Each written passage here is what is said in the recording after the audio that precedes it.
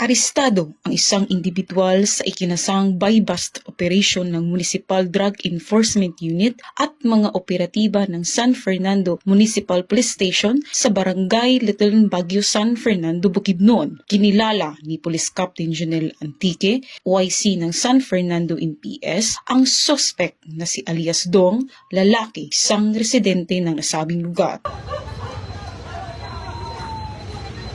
Sa ikinasang operasyon ng mga operatiba ay nakumpiska ang pakete ng hinihinalang shabu, isang 500 peso bill na ginamit bilang buy-bust money at iba pang mga non-drug items. Nahaharap ang suspect sa kasong paglubag ng RA 9165 o Comprehensive Dangerous Drugs Act of 2002.